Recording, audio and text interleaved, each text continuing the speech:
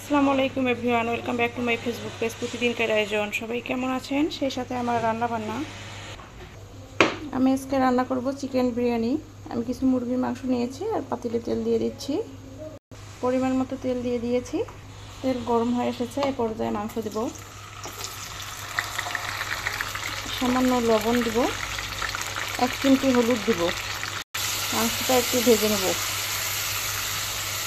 মাংস কয়েক মিনিট ভেজে নিয়েছি। এ পর্যায়ে দিয়ে দেবো পেঁয়াজ কুচি পরিমাণ মতো, দিয়ে দেবো আদা রসুনের পেস্ট একসাথে ব্লেন্ড করে রাখা। আমি রসুনের 2 ভাগের 1 ভাগ আদা নিয়েছি। দিয়ে দেবো গরম মশলা গুঁড়ো, 5 ফোড়ন, জিরা, ধনিয়া গুঁড়ো, স্বাদ মতো লবণ। দিয়ে দেবো বিরিয়ানি মশলা।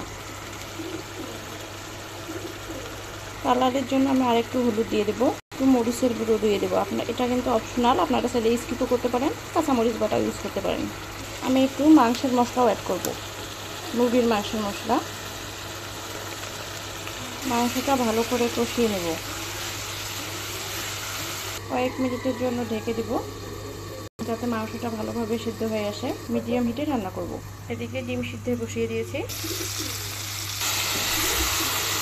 মাংসগুলো আমি 10-15 মিনিটের মতো মিডিয়াম হিটে কষিয়ে নিয়েছি। এবার উঠিয়ে নেব। এই মশলাতেই আমি চাল দিয়ে দিব। আমি যেহেতু বেশি পরিমাণে রান্না করতেছি না, চালটা কিছুক্ষণ ভেজে নেব এই মশলা দিয়ে কষিয়ে। তবে চেষ্টা করবেন মাংসটা ভালো করে কষিয়ে নেওয়ার জন্য, নাহলে কিন্তু খেতে ভালো লাগবে না। বিরিয়ানি কিন্তু কয়েকভাবে রান্না করা যায়, তবে এটা একটা শর্টকাট। যদি অল্প পরিমাণে রান্না করেন তাহলে এভাবেও করতে পারেন, চাইলে লেয়ার আকারেও করতে পারেন চালটা আদা সিদ্ধ করে নিয়ে। আমি এই মশলাতেই চালটা 5-6 মিনিটের মতো ভেজে নিয়েছি। এ পর্যায়ে পানি অ্যাড করব। পানিটা অবশ্যই গরম হতে হবে এবং 1 পট চালের জন্য 2 পট করে পানি নিতে হবে। দিয়ে দেব কয়েকটা আস্ত কাঁচামরিচ। আমার চিকেনের কালারটা কতটা লোভনীয় এসেছে দেখতেই পাচ্ছেন। টকবগে উঠে এসেছে। এ পর্যায়ে মুরগির মাংস অ্যাড করব।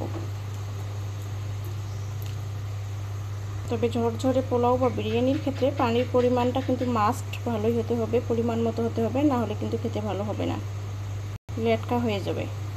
আমার চালটা প্রায় 50% কুক হয়ে এসেছে। এই পর্যায়ে আমি ঢেকে রান্না করব এবং একদম লো হিটে রান্না করব। এই হচ্ছে আমার বিরিয়ানির ফাইনাল লুক। কতটা ঝরঝরে হয়েছে দেখতেই পারছেন। সবাই ভালো থাকুন, সুস্থ থাকুন। সবার জন্য অনেক অনেক দোয়া, শুভকামনা। ভিডিও ভালো লাগলে ফেসবুক পেজ থেকে হলে পেজটি ফলো করে রাখবেন, ইউটিউব চ্যানেল থেকে হলে চ্যানেলটি সাবস্ক্রাইব করে রাখবেন। সবাই ভালো থাকুন, সুস্থ থাকুন। সবার জন্য অনেক অনেক দোয়া। আল্লাহ হাফেজ।